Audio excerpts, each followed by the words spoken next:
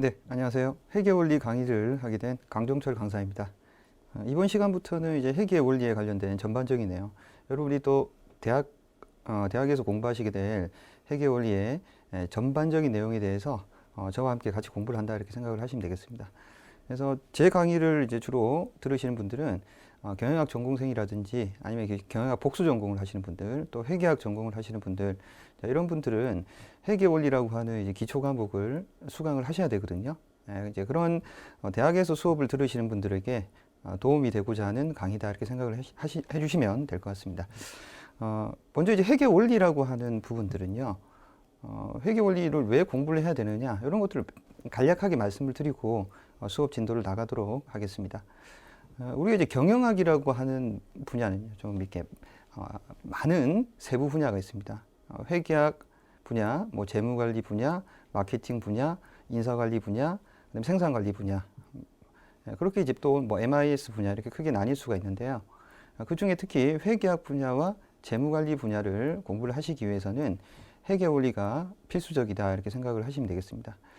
회계 원리에서 공부하는 기초적인 내용들 이런 것들을 통해서 나중에 이제 중급 회계라든지 고급 회계 과정, 회계학에서 중요한 부분들이죠. 이런 과목을 수강하는데 이 반드시 선행이 돼야 되는 과목이다 이렇게 생각을 해주시면 되겠고, 재무관리 분야에서도 재무관리라는 과목, 그다음에 투자론이라고 하는 분야에 있어서도 이 기본적인 회계적인 지식, 특히 이제 재무상태표를 읽는 그런 이제 능력은 반드시 갖추어져야만 해당되는 과목을 공부를 하실 수가 있어요. 그래서 회계 원리는 반드시 먼저 선행이 돼야지 나머지 그 이후에 있을 회계학이라든지 재무관리 전반적인 모든 과목을 다 우리가 이제 숙달하거나 학습하는데 도움을 받을 수 있다 이렇게 생각을 해주시면 좋겠습니다. 그래서 회계 원리를 하지 않고 그 이후에 이제 회계학 과목이라든지 재무관리 분야 이런 분야들을 이제 공부를 하신다고 한다면 불가능해요, 사실은. 네. 왜냐면 마치 영어 공부를 하시는데 알파벳 공부 안 하고 난 다음에 예를 들면 뭐 하이 철수, 하이 영희 이 철자를 쓸 수가 없잖아요. 그래서 저랑 같이 공부하는 회계 원리라고 하는 것은 영어로 치면 이제 알파벳, 그 다음에 이제 기본적인 설명문 이런 것들을 이제 이야기할 수 있는 단어 정도에 대해서 이제 공부를 한다 이렇게 생각을 하시면 되고, 중급 회계나 고급 회계 과정에 가시면 이제 그런 것들을 이제 좀 더 영어로 치면 좀 더 이제 확장된 문장을 표현한다든지, 그다음에 이제 문법 공부를 한다든지 이런 것들로 이제 선행을 할 수 있는 거거든요. 진행을 하는 부분들이 있습니다. 그래서 회계 원리라고 하는 것의 중요성을 좀 생각을 해주시고, 다른 과목은 안 듣더라도 회계 원리는 꼭 들어야 된다. 회계 원리를 듣지 않으면 회계학 분야와 재무관리 분야는 거의 어떻습니까? 손을 놔야 된다 이렇게 생각을 해주시면 되겠습니다. 그렇기 때문에 그만큼 중요하다는 말씀입니다. 그러면 이제 회계 원리와 관련된 부분들 먼저 회계의 기초를 하기 전에 회계 기록의 기초라고 하는 부분들을 먼저 설명을 좀 드리도록 하겠습니다. 회계 기록의 기초에 해당되는 부분들은 다음에 공부하실 회계의 기초 분야하고 좀 중복되는 부분도 있는데, 이 내용을 먼저 설명드린 이유는요, 뒤에 나와 있는 내용을 이해하기 위해서는 먼저 선행학습, 회계를 공부하기 위한 선행적인 학습이 좀 필요하기 때문에 그렇습니다. 혹시 지금 많이 공부를 안 하시는 것 같은데, 제가 이제 고등학교 다닐 때만 하더라도 상업이라는 과목이 있었어요. 물론 이제 특성화고 출신 분들 같은 경우에는 특히 이제 상업과 관련된 부분들 그런 공부하신 분들은 이제 부기라고 하는 과목에 대해 공부를 하시는데, 그럼 이제 상업 부기와 관련된 부분들이 기초적인 지식 이런 것들을 좀 설명을 드리면 나중에 이제 회계에 해당되는 부분들을 공부를 하실 때 훨씬 더 수월한 측면이 있습니다. 그래서 회계 기록을 먼저 어떻게 정리를 하는지 그런 것들에 대해서 먼저 설명을 좀 간단하게 드릴게요. 크게 어렵진 않습니다. 좀 생소할 뿐이니까 차근차근 제 설명을 좀 들으시고, 이해가 되면 이해가 되는 대로, 이해가 안 되면요 또 나중에 회계 기록의 기초 끝나고 회계의 기초 부분에서 또 자세하게 설명을 좀 드릴 겁니다. 그러니까 먼저 조금 기초, 에피타이저다 이렇게 생각을 하시고 편안하게 한번 좀 들어주시면 좋겠습니다. PDF 파일 교환은 다 이제 출력을 하셨죠? 네, 그래서 회계 기록 기초 보시면 1장에 이제 회계 기록의 기초에 해당되는 부분들 그 부분부터 좀 보시도록 하겠습니다. PDF 파일 페이지로는 이제 이 페이지입니다. 네, 이 페이지. 네, PDF 교환 이 페이지를 좀 보시면 되겠습니다. 1장 회계 기록의 기초 부분 보시면요. 여기 이제 먼저 자산부채 자본이라고 하는 용어들이 나와 있습니다. 자, 그거를 이제 간략하게 한번 설명을 좀 드려볼게요. 기업 같은 경우에는요, 기업이 가지고 있는 재산들이 있어요. 자, 그런 재산의 목록들을 한번 살펴볼까요? 기업이 먼저 뭐를 가질 수가 있습니까? 현금이라고 하는 재산을 가질 수 있죠. 그 다음에 또 그 외에 기업이 가질 수 있는 것이 예금, 통장. 이것도 기업의 재산이라고 할 수 있겠네요. 그 다음에 예를 들면 상품, 기업이 팔려고 가지고 있는 상품. 이런 것도 기업이 보유하고 있는 재산입니다. 그 다음에 이제 토지, 건물, 기계, 특허권이라고 하는 것들도 재산이 될 수 있겠죠. 이런 것들이 쭉 나열이 되어 있습니다. 예를 들면 현금이 100원치 있고 예금이 100원, 상품이 300원, 토지 예를 들면 300원, 건물 200, 기계 100, 특허권 예를 들면 100 이렇게 되어 있다. 그럼 이게 이제 기업이 가지고 있는, 기업이 보유한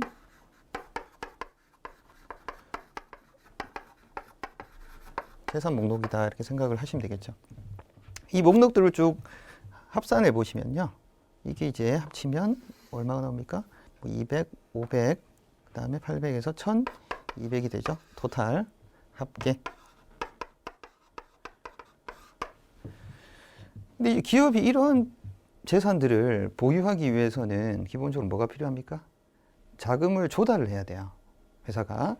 근데 이러한 재산을 구입하기 위한 자금 조달의 방법에는 크게 두 가지가 있습니다. 크게 두 가지가 뭐가 있느냐? 하나는 은행에서 돈을 빌려오는 거예요. 은행에서 돈을 빌려서 그 돈으로 이런 재산들을 사들입니다. 그거 하나. 그 다음에 기업이 빚을 지지 않고, 즉 그러니까 외부로부터 자금을 조달하지 않고 내부적으로 기업의 투자자들, 즉 기업의 주인이라고 할 수 있는 주식회사 같은 경우에는 주주라고 하죠. 이들로부터 자금을 조달하는 방법이 있어요. 그 두 가지 방법이 있는데, 외부로부터 자본을 조달하는 이런 방법을 빚으로 조달한다. 그 다음에 어떻습니까? 자기 자신이 조달한다. 두 가지 방법이 있을 수 있다는 이야기죠. 빚으로 예를 들면 이 1200에 해당되는 보유 목록을 구입하기 위해서 500, 은행에서 500을 빌려왔다. 그럼 나머지 얼마? 700은 자기 자신이 조달해야 되겠죠? 그렇게 1200원이라고 하는 자금이 모인 다음에 그 돈으로 이런 재산들을 다 구입을 할 수 있는 겁니다. 그래서 자금 조달을 하는 데 있어서 빚과 자기 자신을 통해서 얻게 된 금액, 이것도 합계를 내면 얼마다? 또 1200 이렇게 되는 거죠. 네. 여기서 우리가 일반적인, 우리가 일상생활에서 쓰는 용어로는 얘는 재산 목록이고 얘는 빚이고 얘는 이제 자기 자신으로부터 조달한 자금이다 이렇게 생각을 하시면 되는데, 회계학은 용어를 조금 다르게 써요. 용어를 다르게 쓰는데 어떻게 쓰느냐? 여기 기업이 보유한 재산 목록에 해당되는 것들을 뭐라고 표현하냐면, 얘를 이제 자산이라고 표현해요. 영어로는 이제 asset이라고 하죠. 그 다음에 오른쪽에 해당되는 것을 이제 빚이라고 하는 부분을 회계에서는 얘를 이제 부채라고 표현해요. 그 다음에 자기 자신으로 자금을 조달한 이 700에 해당되는 부분 뭐라고 표현해요? 자본이라고 표현해요. 네, 이게 이제 회계 용어예요. 회계는 이렇게 해당되는 재산을 자산이라고 표현하고 빚을 부채라고 표현을 하고 자기 자신이 투자하는 금액을 뭐로 표현한다? 자본으로 표현한다 이렇게 생각을 하시면 되겠습니다. 먼저 우리 교재 2페이지에 보시면 자산에 해당되는 부분이 나와 있죠. 그걸 같이 한번 읽어보도록 하겠습니다. 모든 개인 또는 법인은 자신이 소유하는 재산이 있다. 재산이란 자기가 가지고 있는 금전적 가치가 있는 물건 및 권리를 말한다. 이러한 재산으로는 현금, 예금, 건물, 토지 등 다양하다. 회계에서 이러한 재산을 뭐라고 한다? 자산, asset 이렇게 표현한다. 자산의 종류는 밑에 1번부터 12번까지 쭉 나와 있습니다. 처음에는 암기를 하실 필요는 없어요. 근데 나중에는 1번부터 12번에 해당되는 것들이 자산이라고 하는 것을 암기를 하셔야 됩니다. 지금은 아니에요. 지금은 익숙해지도록 여러 번 보시면 되고, 여러분들이 시험을 치게 되는, 회계원리 시험을 치게 되는 뭐 중간고사 시험이라든지 이런 데서는 퀴즈 보시게 되면 이런 이제 자산의 목록들에 포함이 되는 것들과 여기 부채 목록에 포함되는 것들과 자본의 목록에 포함되는 것들을 구분하는 그런 문제를 이제 교수님들이 내세요. 그러니까 먼저 자산에 해당되는 1번부터 12번 이거는 이제 중요하고 나중에 암기를 해야 되지만 처음에는 어떻습니까? 아, 이런 것들이 있구나 하고 간단하게 한번 좀 읽어보시는 시간이 필요하겠습니다. 먼저 1번에 이제 현금 보시면 기업이 보유하는 현금 자산. 아, 이것도 자산이구나. 그 다음에 2번에 보통 예금, 3번에 당좌 예금. 2번하고 3번은 둘 다 예금이죠. 근데 예금인데 보통 예금은 당좌 예금하고 차이가 뭐냐? 보통 예금은 여러분들이 은행에 저축하는 수시 입출금식 통장에 해당되는 것들은 보통 예금이다 이렇게 생각을 하시면 돼요. 근데 이제 당좌 예금은 이 예금 통장에서 뭘 할 수 있다? 이 예금 통장을 가지고 수표를 발행할 수 있어요. 개인들은 별로 그런 일들이 잘 없죠. 주로 이제 사업자분들이 당좌 예금을 많이 활용을 하세요. 그래서 예금 중에 당좌 수표나 약소금을 발행할 수 있으면 그건 당좌 예금이라고 한다. 큰 틀에서는 예금이다 이렇게 생각을 하시면 되겠습니다. 그 다음에 4번에 외상매출금, 상품 대금의 미회수액이다. 이거는 이제 예를 들면 여기 있는 상품을 팔고 돈을 받아야 되는데 돈을 바로 받지 못하고 나중에 돈을 받기로 했습니다. 그렇지만 이 돈을 받기로 한 여기 있는 외상매출금이라고 하는 것도 기업이 보유한 자산이 될 수 있는 게 나중에 현금화 시킬 수 있죠? 나중에 내가 돈으로 회수할 수 있잖아요. 그것도 어떻습니까? 재산적 가치가 있는 거예요. 그래서 외상매출금도 자산에 포함이 되고 단기 대여금은 타인에게 1년 이내에 회수하기로 하고 대여한 기업 자금이다. 이것도 지금 돈을 빌려주지만 나중에 어떻게 할 수 있습니까? 현금으로 다시 돌려받을 수 있죠? 이것도 기업 입장에서는 뭡니까? 재산적 가치가 있는 거예요. 자산이죠. 약속이 그렇게 돼 있습니다. 근데 여기 있는 단기라고 하는 것은 기본적으로 몇 년 기준? 1년 기준이라고 생각하시면 돼요. 1년 이내면 단기고 1년이 넘으면 장기다. 그러면 장기 대여금 어떻게 될까요?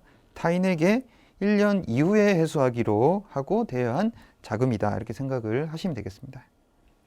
상품, 그 다음에 7번의 제품 이렇게 두 가지가 있는데 상품, 제품은 우리가 많이 혼용해서 쓰잖아요. 상품과 제품의 차이는 뭐냐 하면 둘 다 일단은 판매 목적으로 보유하고 있다는 것은 동일합니다. 그런데 상품은 이건 내가 만들지를 않아요.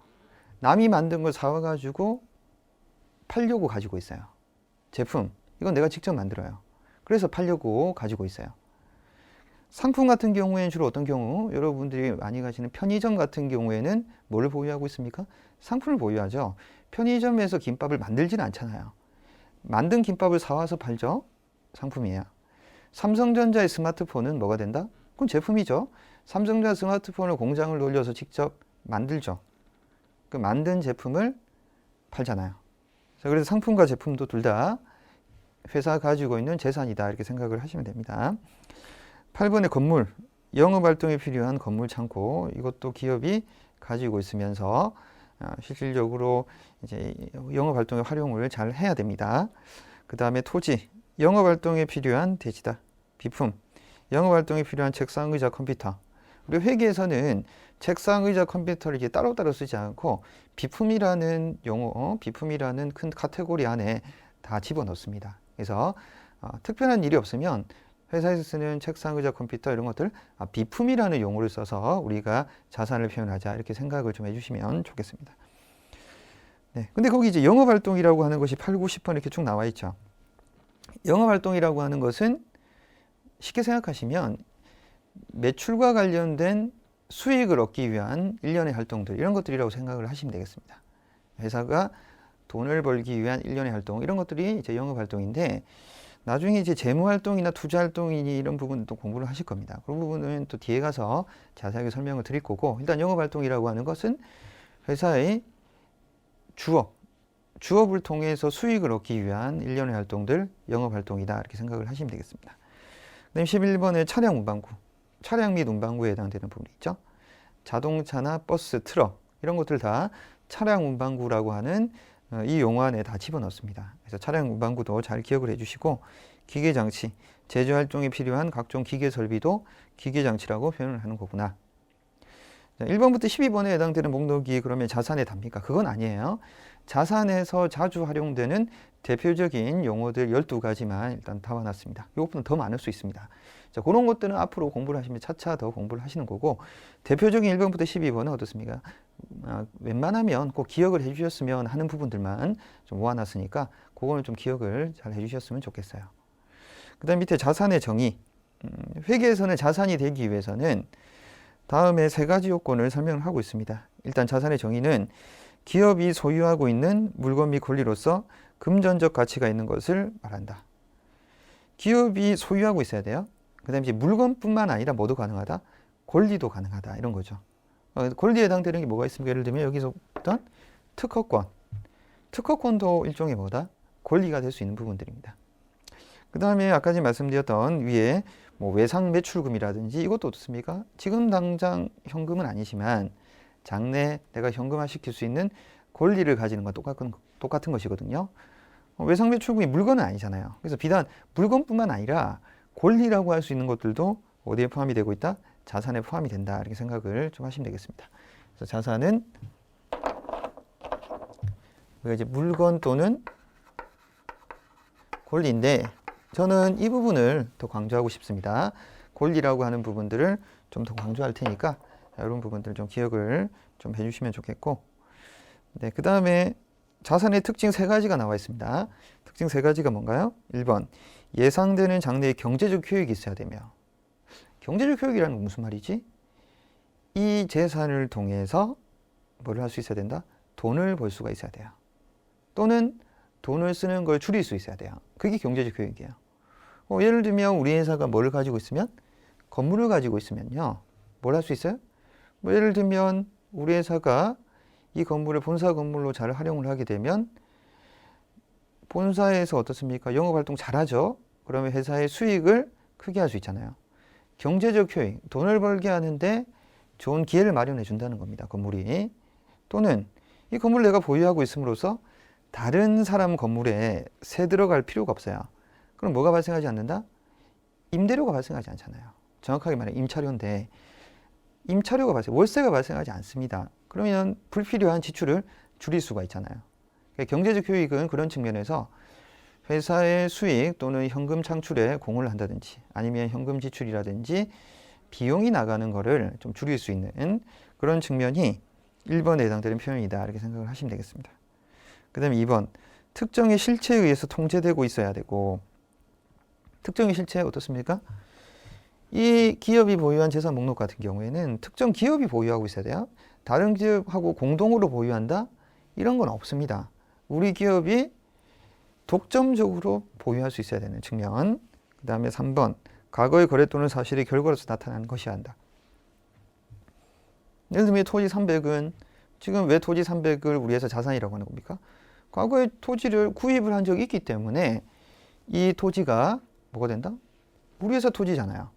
그러니까 과거에 구입이라고 했던 역사적 사실이 있는 거예요. 자, 그런 것들이 먼저 전제가 되는 것이 자산의 정의다. 이렇게 자산의 특징 세 가지다. 이렇게 생각을 하시면 되겠습니다. 그래서 1번은 예상된다. 장래라고 하는 것은 미래적인 측면이고, 2번은 특정 실체에 의해서 통제된다는 것은 현재 측면이죠. 현재 우리 회사가 소유하고 있어야 된다. 3번, 과거의 거래 또는 사실의 결과가 나타낸다. 이거는 과거적인 측면에서 자산을 볼 수 있는 내용이죠. 그래서 자산은 크게 과거, 현재, 미래의 세 가지 측면을 다 고려한 특징을 가지고 있다. 이렇게 해석을 하시면 되겠습니다.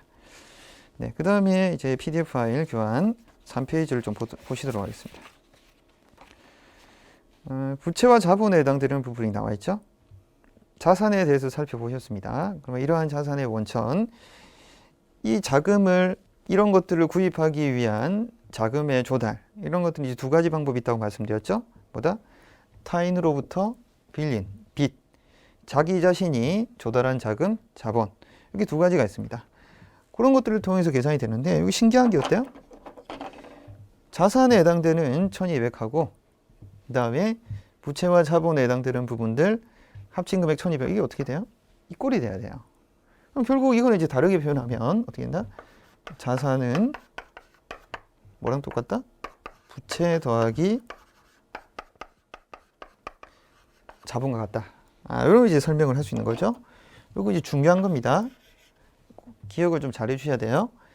자산은 부채 더하기 자본에 해당되는 요 등식. 네. 요 등식에 해당되는 것을 좀 잘 기억을 해주시면 좋겠습니다.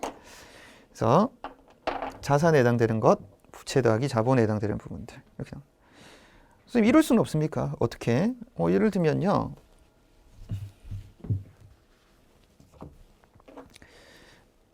부채가 500인데 자본이 600이면 이건 안 되나요?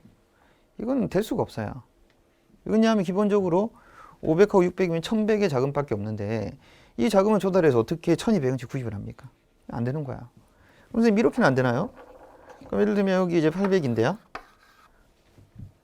그럼 부채와 자본 합쳐가 1300이고 여기 1200. 그건 있을 수가 없어요. 그럼 이제 어떻습니까? 만일에 회사가 500, 그 다음에 부채로 500, 그 다음에 자본으로 800 이렇게 조달했는데 1300의 자금이 있는데 회사는 1200만큼밖에 보유하지 않았다. 그럼 어떻습니까? 회사에 횡령범이 있는 거지. 도둑놈이 있는 거야. 그런 것들은 어떻습니까? 우리가 법적인 처벌을 받아야 되는 것이지 현실에서는 일반적이지 않잖아요. 그래서 항상 무조건 부채 더하기 자본에 해당되는 부분들은 1200이 됩니다. 만약 여기서 이제 부채가 300이다. 그러면 자본은 얼마가 돼야 되겠어요? 900이 돼야 돼요. 왜냐하면 등식 자체가 자산은 부채 더하기 자본이니까요. 자, 그리고 요 식은 이제 또 어떻게 변형을 할 수 있죠? 우변의 부채는 어떻습니까? 왼쪽으로 넘어가면 마이너스가 되죠? 요거는 아시죠? 수학 시간에 하는 겁니다. 네. 그럼 이제 자산에서 부채를 빼면 자본이라고 하는 식도 만들 수가 있네요. 그래서 요 식에 해당되는 것들 조금 이따 설명을 좀 드리도록 하겠습니다만은 자산에서 부채를 뺀 부분들, 요거 이제 자본이라고 표현을 하기 때문에 이런 측면이 있어요. 이거는 예를 들면 이런 거죠. 내가 아파트를 하나 샀어요. 그러면 내가 아파트를 샀다고 한다면 그 아파트를 예를 들면 5억 주고 샀다고 할게요. 5억이 뭐야? 나의 자산이지. 5억이 자산이에요. 근데 이 아파트를 사기 위해서 은행에서 대출을 4억을 가져왔다. 그럼 부채가 4억 아닙니까? 그럼 나의 실질적인 순재산은 얼마지? 순자산, 순재산. 순재산은 어디 가가지고 어떻습니까? 예를 들면 뭐 결혼할 때 저도 이제 제 와이프랑 그렇게 이야기했는데 와이프가 저한테 물어보더라고요. 오빠 재산이 얼마야? 그래서 제가 이제 어떻습니까? 재산? 혹시 자산을 이야기하는 건가? 그래서 제가 어떻습니까? 그냥 제가 가지고 있는 자산을 이야기해 주세요. 막 싱글벙글 하더라고요. 좋아하죠? 근데 그때는 이제 뭘 이야기 안 했어요? 부채를 이야기 안 했어요. 만일에 이 상태에서 만일에 와이프가 저한테 물어보면 저는 얼마라고 이야기하는 겁니까? 오빠 재산 5억이야 이렇게 하는 거지. 근데 실제로 내가 가지고 있는 게 얼마밖에 없는 거야? 이건 4억은 부채잖아. 실질적으로 1억에 해당되는 자본밖에 없는 거야. 그래서 와이프가 저한테 결혼하기 전에 오빠의 순재산이 얼마야? 그걸 물어봤다고 한다면 제가 결혼을 못했을 수도 있어요. 왜냐하면 부채가 많았기 때문에. 근데 이제 와이프가 자산만 물어봤기 때문에 지금 결혼하고 있는 상태입니다. 기혼이죠. 네. 그래서 여기 이제 계시는 많은 분들 결혼하기 전에 상대방 결혼할 사람의 재산을 묻지 말고 뭘 물어봐야 된다? 오빠 자산에서 부채 또는 이제 당신 자산에서 부채를 뺀 금액이 얼마냐? 요거를 이제 물어보셔야 되는 거예요. 자산에서 부채를 뺀 이 자본은 다른 의미로 뭐를 할 수 있다? 순자산 또는 뭐다? 순재산이라고 표현할 수 있는 거다. 이렇게 생각을 좀 해주시면 되겠습니다. 네. 그래서 자산에서 부채를 뺀 부분은 자본이긴 하지만 이 자본은 순자산, 순재산에 해당되는 의미하고 같구나. 자, 그렇게 해서 이제 자산에서 부채를 뺀 자본에 해당되는 부분들, 그런 것들에 대한 설명, 그게 순재산이라고 할 수 있는 부분들이다. 그래서 자본 등식이라고 표현을 하는 거니까 이런 것들도 한번 생각을 해주시고, 이 등식도 기억을 해주시고, 그러면 자산에서 부채를 빼면 자본. 내가 가진 재산에서 빚을 뺐으니까 그건 이제 순재산, 순자산에 해당되는 개념이구나. 이렇게 이해를 하시면 되겠죠. 네. 자, 하단에 이제 3페이지 부채의 종류에 해당되는 부분들을 좀 보시도록 하겠습니다. 1번의 외상매입금, 상품 대금의 미지급액이다. 이건 뭡니까? 일종 빚이죠. 물건을 내가 구입을 했어요. 상품을. 그리고 대금을 안 갖고 있네. 빚이지. 부채. 그 다음 단기 차입금.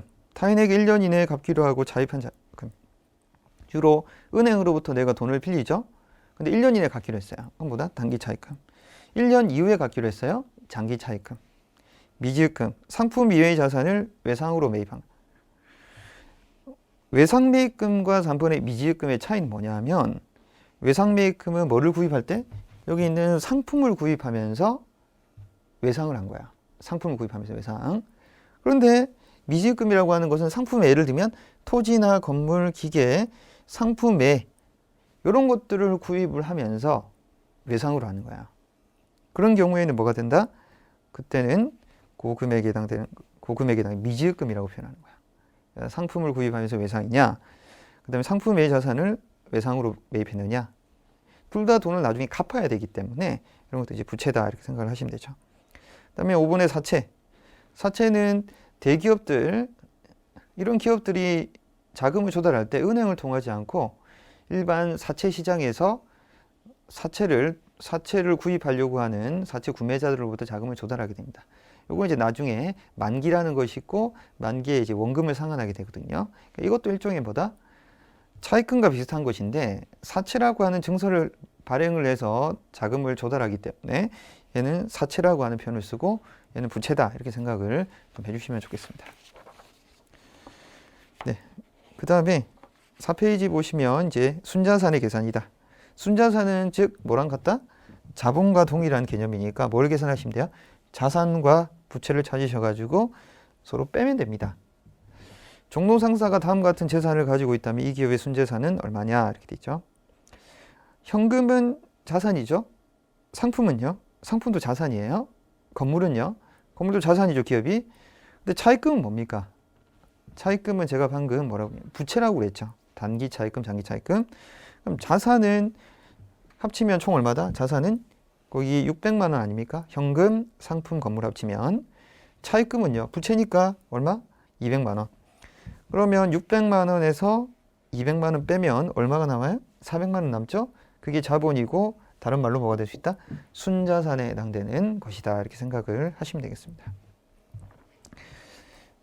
네, 그 다음에 예제 문제 하단에 보시면 이번에 재무상태표에 해당되는 부분이 나와 있어요. 재무상태표라고 하는 것은 거기 이제 첫 번째 줄에 그런 말이 있네요. 기업이 일정 시점에서의 재무상태를 표시한 회계보고서다. 일정 시점이라고 하는 것은 결산일. 보통 결산일은 언제냐면 기업마다 좀 다르긴 하겠지만 제일 많은 기업들이 결산일로 잡고 있는 날이 언제냐면 12월 31일이에요. 12월 31일이 결산이라고 생각하시고 일정 시점입니다. 12월 30일 현재 재무상태를 표시하는 건데 재무상태라고 하는 것은 기업이 보유한 자산, 부채, 자본 이런 것들을 이제 어떻습니까? 표로 나타내는 양식이에요. 그럼 뭐가 재무상태표가 된다? 얘가 재무상태표인 거야.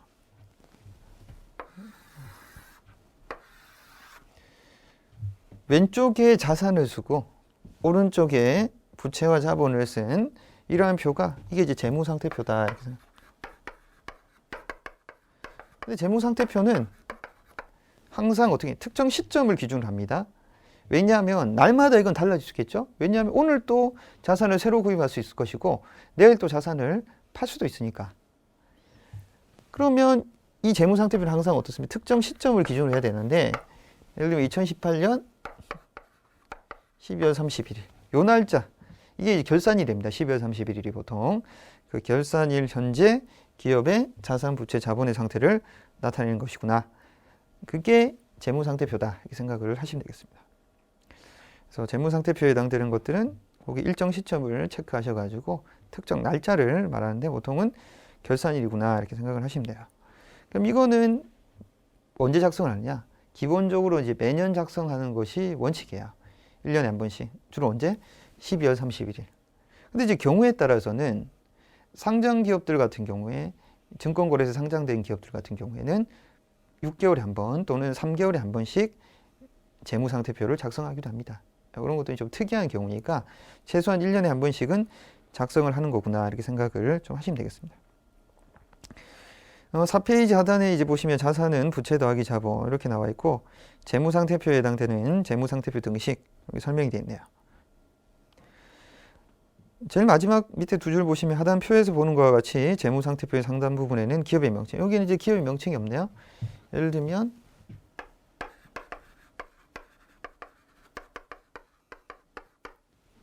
종철 상사다. 기업이 들어가고 재무상태표라는 거, 그 다음에 어떻습니까? 재무상태표 기준일, 보통 결산일. 이런 것들이 재무상태표 상단에 표시가 된다. 이렇게 생각을 좀 하시면 되겠습니다. 그래서 5페이지 보시면 재무상태표 양식들이 나와 있죠. 땡땡 기업, 재무상태표 몇 년, 몇 월 며칠 이렇게 돼 있고, 또 이제 자세하게 해석하기 위해서 여기 단위 원이라고 이렇게 표현하는데, 이건 뭐 안 써도 당연히 원 아니겠습니까? 이렇게 하는데 회사마다 좀 다릅니다. 왜 그러냐면 삼성전자 같은 경우 자산 규모가 200조, 300조 이렇게 넘어가거든요. 200조, 300조를 여기 자산에다 쓰려고 하게 되면 동그라미가 몇 개야? 가늠할 수가 없네요. 열 몇 개가 되네. 14개, 15개 되나? 너무 길어요. 읽다가 지친다고. 그러니까 그때는 단위를 뭐 1,000원 단위 또는 100만 원 단위, 경우에 따라서는 뭐 10억 원 단위 이렇게 할 수도 있겠죠. 네, 그래서 단위라고 하는 것들을 이제 표시를 하는 것도 그런 의미다 이렇게 생각을 하시면 되겠습니다. 그리고 재무상태표 그 양식을 좀 보시면 되는데, 뭐 자산에 5페이지 양식 보시면 현금, 상품, 건물 이렇게 나와 있고, 오른쪽에 부채와 자본, 차입금은 부채고 자본금은 자본이다 이렇게 생각을 하시면 됩니다. 자, 그렇게 오른쪽, 왼쪽 이렇게 나와 있는데, 회계에서는 왼쪽을 왼쪽이라고 표현하지 않고, 여기 보시면 어디가 왼쪽이에요? 여러분 보시기에 여기가 왼쪽이죠. 여기 오른쪽인데, 회계에서는 왼쪽이라고 표현하지 않고 왼쪽을 뭐라고 하느냐? 왼쪽을 차변이라고 해요. 그 다음에 이제 오른쪽을 뭐라고 하느냐? 대변이라고 해요. 그래서 왼쪽을 이제 차변이라고 생각을 하시면 되고, 오른쪽 대변이라고 해서 왼쪽 오른쪽 안 쓸 테니까 차변 대변 이렇게 표현한다. 그럼 차변에는 뭘 쓰고, 차변에는 자산을 쓰고, 그 다음에 대변에는 뭘 쓴다? 부채와 자본을 쓰는 것이구나. 이것도 하나 기억을 좀 해주시면 좋겠습니다. 왼쪽은 차변을 나타내고 오른쪽은 대변이구나. 네, 그렇게 해서 이제 차변, 대변에 해당되는 표현들도 좀 나와 있고, 왼쪽 차변은 자산에 해당되는 것들은 기업이 보유한 재산의 목록. 부채와 자본에 해당되는 것은 이거는 이제 뭐가 된다? 자금, 조달의 원천. 어떤 방법으로 자금을 조달했느냐? 빚으로 했느냐? 아니면 내 스스로가 투자한 금액으로 했느냐? 이런 것들을 나타내는 표다. 이렇게 생각을 하시면 좀 되겠습니다. 네, 이렇게 해서 이제 1장에 해당되는 회계 기록의 기초, 자산, 부채, 자본에 해당되는 부분 좀 보셨고, 잠시 쉬었다가 2장 수익과 비용에 해당되는 부분들도 또 계속 설명을 좀 드리도록 하겠습니다.